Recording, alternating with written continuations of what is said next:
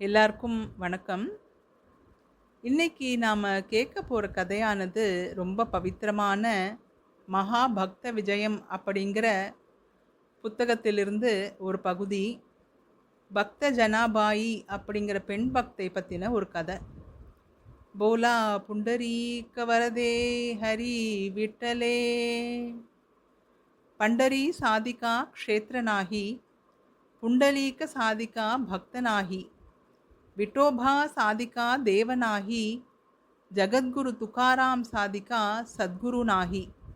அப்படின்னா பண்டரிபுரத்துக்கு சமமான க்ஷேத்திரம் கிடையாது, சந்திரபாகாவுக்கு சமமான தீர்த்தம் கிடையாது, புண்டலீகனுக்கு சமமான பக்தன் கிடையாது, துகாராம் மகாராஜுக்கு சமமான சத்குரு கிடையாது. அப்படிங்கிற ஸ்லோகம் ஸ்ரீ ஸ்ரீ கிருஷ்ண பிரேமி அண்ணாவா அனுபவத்தால் அனுகிரகம் பண்ணினது. இது மிகைப்படுத்தப்பட்ட வார்த்தையே இல்லை. இந்த புண்ணிய நதியான சந்திரபாகாவை பார்த்தாலே அவ்வளோ புண்ணியமா.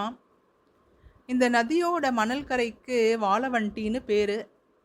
வாழவண்டிங்கிறது மிகவும் பவித்திரமான இடம்னு மகாராஷ்டிரா அபங்க சம்பிரதாயத்தில் சொல்லப்படுறது. அந்த இடத்துல நடக்காத பஜனை கிடையாது.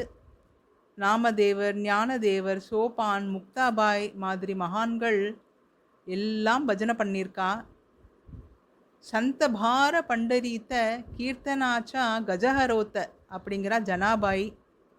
அப்படி சாதுக்கள் நிரம்பி வழிய பஜனை பண்ண இடம் இந்த வாழவண்டி.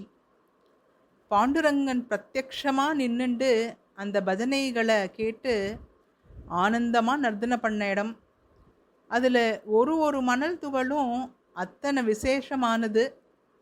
அதில் எத்தனை மணல் துகள் இருக்குன்னு எண்ணினாலும் எண்ணிடலாம். பாண்டுரங்க பக்தி பண்ணின சாதுக்களை எண்ணவே முடியாதோன்னு நினைக்கிற அளவுக்கு அவ்வளவு பக்தர்கள். அவளை 1 2 3ன்னு எண்ணி மாளாது, ஆனால் மனசார எண்ணி வணங்கலாம். ராமாயணமும் மகாபாரதமும் தெய்வங்களோட கதையை சொல்கின்றன. அந்த தெய்வங்களோட அடியார்களை பற்றி சொல்லும் வரலாற்று தொகுப்பு தான் மகாபக்த விஜயம். அந்த நாளில் இந்த நூல் இல்லாத இல்லமே கிடையாது. இந்த மகாபக்த விஜயம் அப்படிங்கிற இந்த பக்தர்களுடைய சரித்திரங்களை கிட்டத்தட்ட 700 சாதுக்களுடைய சரித்திரம். இது எல்லாத்தையும் ஆதியில் நாபாஜி சித்தர் அப்படிங்கிறவர் தொகுத்து இயற்றி பக்தசாரா அப்படின்னு வழங்கினார். இதையே அவர் அவரோட சீடர்களான உத்தவ சித்தர் மற்றும் சிலருக்கு கற்பிக்கிறார். அதுக்கப்புறம் உத்தவ சித்தர் இதை இன்னும் கொஞ்சம் சுருக்கி பக்தி மாலை அப்படின்னு உருவாக்குறார். அது காலப்போக்கில் ஒவ்வொருத்தர்கிட்டையும் வந்து இப்போ நம்மக்கிட்ட இருக்கிற ஸ்ரீ மகாபக்த விஜயமாக புழக்கத்தில் இருக்குது. மேலே சொன்ன மாதிரி பக்த ஜனாபாயியோட மகாத்மியத்தை கேட்கலாமா? ஜனாபாய் யாருன்னு எப்படி கலியுகத்தில் பிறக்கிறான்னு தெரிஞ்சுக்கணுன்னா 2 யுகங்களுக்கு பின்னோக்கி போகணும். ராமாயணத்தில் கூனியாக வந்து ராமருடைய பட்டாபிஷேகத்தை தடுக்கிறா இல்லையா மந்தரை, அவளே துவாபர யுகத்தில் தன்னோட நீங்காத கர்மாவினால் மறுபடியும் கூனியாவே பிறந்து ஏகவக்ரை அப்படிங்கிற பேரோட கம்சனோட அரண்மனையில் அவனுக்கு சந்தனம் அரைச்சி தர வேலையை பண்ணிட்டுருக்காளாம். பிரத்தியார் எல்லாம் பரிகாசம் பண்ணுற அளவுக்கு அவ்வளோ விகாரமாக இருக்காளாம். இப்படி இருக்கிறச்சே ஒரு நாள் பாலகிருஷ்ணன் கம்ச வதம் பண்ணுறதுக்காக மதுரா வரான். மக்கள் எல்லாம் கிருஷ்ணனை பார்க்கறதுக்காக வழியெல்லாம் நிற்கிறாளாம். அப்போது அங்கே நிற்கிற ஏகவக்கரையும் மனசுக்குள்ளே புலம்புறா, ஏ கிருஷ்ணா தீனபந்தோ, எனக்கும் மோட்சம் கிடைக்காதா? என்னையும் ஒரு நாள் நீ ஆசிரியிக்க மாட்டியா? உன்னை நிமிர்ந்து பார்க்க கூட இந்த கூனியால் முடியலையேன்னு மனசு வெதும்பி கண்ணீர் வடிக்கிறா. இது தெரிஞ்ச கிருஷ்ணன் அவகிட்ட வலிய வந்து சந்தனத்தை வாங்கி பூசிக்கிறான். அப்படியே அவளுடைய முகவாயை தொட்டு நிமித்துறான். பகவானோட கோமள விரல்கள் ஸ்பரிசித்த உடனே அவளோட கூணும் போயிடுறது. பார்க்கறதுக்கும் இளமையாக அழகாக மாறிடுறாளாம்.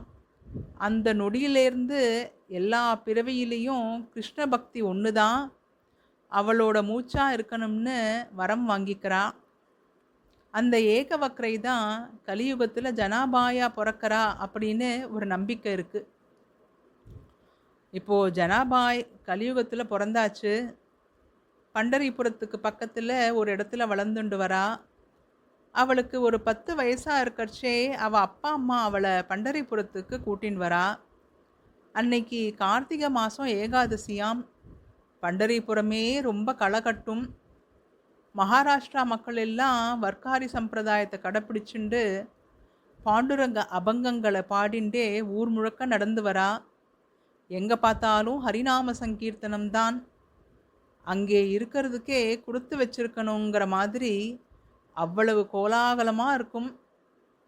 எல்லார் கூடயும் சேர்ந்து இந்த குட்டி ஜனாபாயும் பாண்டுரங்க நாமாவளியை பாடிண்டே இருக்காளாம். அப்போ பாண்டுரங்கனை தரிசனம் பண்ணிட்டு கூடவே ரகுமாயி தாயாரையும் தரிசனம் பண்ணிட்டு அவளோட அப்பா அம்மா ஊர் திரும்பலாம்னு கூப்பிடும்போது வர மறுக்கிறாளாம் குழந்தை ஜனாயி. அவளும் எவ்வளவோ மன்றாடி கூப்பிடுறாளாம். ஆஹா, பலனில்லை. தத்துவ மழையை பொழியறாளாம் ஜனாபாய். இந்த பண்டரிபுரம்தான் என்னோட ஊர். இந்த கோவில் தான் எனக்கு வீடு. பண்டரிநாதன் ரகுமாயி தாயார் தான் இனிமே எனக்கு அப்பா அம்மா. இந்த பக்தா தான் எனக்கு பந்துக்கள். இன்னும் காலப்போக்கில் இந்த பாண்டுரங்கனே என்னோட கணவன் குழந்தை எல்லாம். நான் இங்கேயே தான் இருப்பேன், இவனை விட்டுட்டு எங்கேயும் வரமாட்டேன்னு பிடிவாதமாக சொல்லிடுறாளாம். இதை கேட்டு அவள் அப்பா அம்மா ஒன்றும் பண்ண முடியாமல் அந்த விட்டலனே இவளை பார்த்துப்பான் அப்படின்னு கோவில்லே விட்டுட்டு போயிடுறாளாம். அப்போலேருந்து ஜனாபாயும் ரொம்ப ஆனந்தமாக கோவிலில் நன்னா பெருக்கு மெழுகி கோலம் போட்டு பாண்டுரங்கனுக்காக மாலை தொடுத்து அர்ச்சகருக்கு உதவியாக இருக்காளாம். கூடவே அளவில்லாமல் அபங்கங்களை பாடிண்டே இருக்காளாம் ஜனாபாய். ஒரு நாள் காத்தால எப்போதும் போல நாமதேவர் பாண்டுரங்கனை பார்க்க கோவிலுக்கு வராராம். நாமதேவர் ஞானதேவர் இவாள்லாம் சமகாலத்தில் இருந்தவா. நித்தியம் பகவானோட நேரிடையாக பேசக்கூடிய அளவுக்கு பாண்டுரங்க பக்தர்களாம். இந்த நாமதேவர் யாருன்னு தெரிஞ்சுக்க நாம் கொஞ்சம் பின்னோக்கி போகணும். பகவான் கிருஷ்ணன் உத்தவருக்கு பிரத்யேகமாக உத்தவர் கீதைன்னு சொல்லிட்டு அவர்கிட்ட கலியுகத்தில் இந்த பூமியிலேயே பிறந்து வளர்ந்து லோகக்ஷேமத்துக்காக உலக மக்களுக்கு பக்தி மார்க்கத்தை காமி அப்படின்னு சொல்கிறாராம். அதுக்கு உத்தவரும் அப்படியானா சரி, ஆனால் நான் ஒரு தாயாரோட கருவில் இருந்து பிறந்து அப்படியெல்லாம் வளர மாட்டேன், நேரடியாக குழந்தையாக வளர்ந்து வருவேன் அப்படின்னு சொல்ல, கிருஷ்ணரும் சரி, நீ தாம் சேட்டி அப்படிங்கிற தையல்காரருடைய குழந்தையாக கிடைச்சி நாமதேவர் அப்படிங்கிற பேரோட வளரு அப்படின்னு வரம் கொடுக்குறார். அந்த தாம் சேட்டிக்கும் அவர் மனைவி கோனாபாய்க்கும் வயசு 60-50 ஆயிடுத்து. ஆனால் குழந்தைகள் இல்லை. அப்போது ஒரு நாள் தாம் சேட்டி குளிக்க நதிக்கரைக்கு போகிறச்சே ஒரு பெரிய சிப்பியில முத்து மாதிரி ஒரு குழந்தையா கிடைக்கிறாராம். இந்த குழந்தைய கொண்டு போய் கோனாய்கிட்ட கொடுத்து அவருக்கு அந்த பகவான் நாமாவையே பேரா வைக்கணும்னு நாமதேவர்னு பேர் வச்சு வளர்க்குறாளாம். அந்த நாமதேவரோட பக்தி எப்படிப்பட்டதுன்னா, 5 வயசுலேயே அந்த பரந்தாமனுக்கு நைவேத்தியம் பண்ண சாதத்தை தன் கையாலேயே ஊட்டி விடுற அளவுக்கு பக்தியாம். அவரும் அந்த ஊர்லேயே வளர்ந்து இப்போது திருமணமாகி பிள்ளைகளோடையும் அவர் அம்மா கோனாயிபாயோடையும் இருக்கார். ஆனால் பொருளீட்டக்கூடிய ஒரு வேலையும் பண்ணுறதில்ல. எப்போதும் பாண்டுரங்கன் தான், பக்தி தான், அபங்கங்கள் தான். அப்பா தாம் ஷெட்டி சேர்த்து வச்ச கொஞ்ச நஞ்ச செல்வமும் குடும்ப சம்ரக்ஷணைக்காக போயிடுறது. யார் மேலே ரொம்ப ஆசையாக இருக்கானோ, யாரை தன்னுடைய சொந்தங்களாக நினைக்கிறானோ அவளை தானே சோதனை பண்ணுவான் அந்த பரந்தாமன். அதே மாதிரி தான் நாமதேவரும். இவரோட போக்கு பிடிக்காத கோனாயி எப்போதும் பாண்டுரங்கனை திட்டின்றே இருப்பாளாம். இப்போது அவர் கோவிலுக்கு வந்து குழந்தை ஜனாபாய் கிட்ட ஊருக்கு அவளோட அப்பா அம்மா கிட்ட போக சொல்கிறார். ஜனா கேட்கல. அப்போ அவர் தியானத்துல ஜனாபாயோட முன்பிறவி ரகசியத்தை தெரிஞ்சுக்கிறாராம். அதனால ஜனாயிய பார்த்து சொல்றார், குழந்தை, கோவில் 4 பேர் போய் வர இடம். பெண்கள் வளர்ந்து வர சமயத்துல இப்படி கோவில்ல இருக்கிறது ஏதுவா இருக்காதுன்னு சொல்லி தன்னோட வீட்டுக்கு தன்னோட பெண்ணா கூட்டின்னு போறாராம். தனக்கு ஒரு பெண் குழந்தை இல்லைங்கிற குறைய ஜனா தீர்த்து வைக்க போறான்னும், அவ எப்போ வேணும்னாலும் கோவிலுக்கு போய் பாண்டுரங்கனை பார்த்து பக்தி பண்ணி பஜனை பண்ணலாம் அப்படின்னு அவர் அம்மா கிட்டேயும் மனைவி கிட்டேயும் சொல்லி அவளோட முன்பிறவி ரகசியத்தையும் சொல்றார். ஆரம்பத்துல கோனாயி ஜனாவை அன்பா பார்த்துக்கிறா. ஆனா அவளுக்கும் வயசாயிடுத்து, ஜனாவும் வளர்ந்துண்டு வரா. கோனாயி மெதுவா ஜனாவை வேலை வாங்க ஆரம்பிக்கிறா. ஜனாவும் சந்தோஷமா பாண்டுரங்கம் மேல பஜனை பண்ணிண்டே வேலையெல்லாம் பண்றாளாம். எந்த வேலை பண்ணிட்டு இருந்தாலும் விட்டல நாமம்தான் அவ உதட்டுல இருக்கும். வாசல் பெருக்கிறதா இருந்தாலும் சரி, வரட்டி தட்டுறதா இருந்தாலும் சரி, விட்டல நாமம்தான். யார் அவளை பார்த்து யாரம்மா நீ அப்படின்னு கேட்டாலும் நாமதேவரோட வீட்டு வேலைக்காரினா அவரோட அடிமைன்னு பெருமையா சொல்லிக்கிறாளாம். ஜனா கோவிலுக்கு போகிறது குறைஞ்சுடுத்து. பாண்டுரங்கனுக்கு இதுவே கவலை ரொம்ப ஜாஸ்தி ஆயிடுத்தான். ஒரு நாள் பேரிடியும் மழையும் பெய்யறதாம். இதில் நாமதேவர் வீட்டு கூரையெல்லாம் பறக்கிறதாம். அதுக்கு அந்த விட்டலன் தன்னோட சுதர்ஷன சக்கரத்தை அனுப்பி அவர் வீட்டுக்கு கூரையா இருன்னு சொல்கிறாராம். அவரும் கிளம்பி வர்றதுக்குள்ள நாமதேவர் வீட்டு சுவர் இடிஞ்சு விழுந்துடுறதாம். உடனே அந்த பக்த பரிபாலனனான பாண்டுரங்கன் தன் கையாலேயே மண் குழைச்சி செவுறு எழுப்புறானாம். இதை பார்த்துட்டு நாமதேவர் ஓடி வந்து, பாண்டுரங்கா, நீயே உன்னை வருத்திண்டு எனக்கு உதவி பண்ண ஓடி வந்திருக்கியா?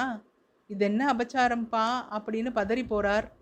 அதுக்கு அந்த விட்டலன் சிரிச்சுண்டே, நாமதேவா, நீ சதா என் பாட்டை பாடின்னு இருக்க, அதுக்கு தான் நான் உன் பாட்டை பார்க்க வந்திருக்கேன். இல்லாட்டா உங்கள் அம்மா கோனாயி அந்த நாசமாக போகிற பண்டரிநாதன் பின்னாடி என் பையன் சுத்தரான்னு கோவப்படுவாளேன்னு சொல்கிறார். இந்த பேச்சு குரலை கேட்டு கோனாயி ஓடி வரா. பாண்டுரங்கா, உன் பேரில் எனக்கு ஒரு கோவமும் இல்லை. என் பிள்ளை இப்படி அக்கறை இல்லாமல் இருக்கானேங்கிற வருத்தம்தான். நீ எங்களுக்காக ஓடி வந்தது எங்கள் பாக்கியம். எங்களுக்கு உதவி பண்ணி நீ கஷ்டப்பட்டுட்ட. அதனால் இங்கே இருந்து சாப்பிட்டு ஓய்வு எடுத்துட்டு தான் நீ போகணும் அப்படின்னு சொல்லிட்டு ஜனாபாயை கூப்பிடுறா. ஓ ஜனா, விட்டலன் இன்னைக்கு நம்ம இடத்துல தான் இருக்க போகிறான். போய் அவனுக்கு வெந்நீர் போட்டு ஸ்நானம் பண்ணுறதுக்கு ஏற்பாடு பண்ணு. அவன் சாப்பிட்றதுக்கு நல்ல உணவு சமைச்சு வை அப்படிங்கிறான். இதை கேட்ட ஜனாபாய்க்கு ரொம்ப சந்தோஷம். மனசுக்குள்ளே அபங்கங்களை பாடிண்டு பதமாக வெந்நீர் போட்டு பாண்டுரங்கனுக்கு ஸ்நானம் பண்ணுறதுக்கு ஏற்பாடு பண்ணுறா. அவனோட பீத்தாம்பரத்தை வாங்கி நன்னா தோச்சு போடுறா. பாண்டுரங்கனும் ஸ்நானம் பண்ணிட்டு அவளோட கிழிஞ்ச கந்தல் தாவணி எடுத்து உடுத்திக்கிறான். எல்லாருக்கும் சமையலை பண்ணிட்டு இலை போடுறா ஜனாபாய். விட்டலனுக்கு வலது பக்கத்தில் நாமதேவரும் இடது பக்கமும் எதிர்பக்கமும் அவரோட 4 பிள்ளைகளும் சாப்பிட உக்காடுறா. இன்னைக்கு பகவானோட நானும் சேர்ந்து சாப்பிட்றேன்னு கோனாயும் கூடவே உட்காந்துக்கிறா. இவாளோட சேர்ந்து நாமதேவர் தன்னோட மனைவி ராஜாபாயும் சாப்பிட உட்கார சொல்கிறார். எல்லாரும் அமர ஜனாபாய் சந்தோஷமாக பரிமாறுறா. எல்லாரும் சாப்பிட்டாலும் விட்டலன் என்னமோ சாப்பிட்டா மாதிரி பேர் பண்ணிட்டு உட்காந்துட்டுருக்கான். இதை பார்த்து நாமதேவர், ஏன்பா விட்டலா, ஜனாயி உன் கூட உட்காந்து சாப்பிடலைன்னு உனக்கு உணவு ருசிக்கலையான்னு கேட்குறார். மேலும் தன் கையாலேயே சாதத்தை பிசைஞ்சி ஊட்டி விடுறாராம். அப்போ ஓரமாக நிற்கிற ஜனாபாய்க்கு தோன்றதாம், அந்த விட்டலன் நம்மளை சாப்பிடவான்னு ஒரு வார்த்தை கூப்பிடலையே, எப்போ அவனுக்கு நம்ம கையால் ஊட்டி விடுற பாக்கியம் கிடைக்கும்னு தெரியலையே அப்படின்னு ஏங்கி நிற்கிறாளாம். சர்வ அந்தர்யாமியான கிருஷ்ணனுக்கு இது தெரியாமல் இருக்குமா? அது தெரிஞ்சு அவன் இலையிலேருந்து எதுவும் எடுத்து சாப்பிடாம இருக்கானாம். எல்லோரும் சாப்பிட்டு எழுந்து போயிடுறா. குணாபா என்ன பண்ணுறான்னா, கிருஷ்ணன் சாப்பிட்ட அந்த மீதியை ஜனாபாய் கிட்ட கொடுத்து, இதை நீ சாப்பிடு, எச்சல்னு நினைக்காத, பகவத் பிரசாதம் மிக உயர்ந்ததுன்னு சொல்கிறா. ஜனாபாயும் அது சர்வ மரியாதையோட ஆனந்தமாக தன்னோட இடத்துக்கு கொண்டு போய் வச்சுக்க.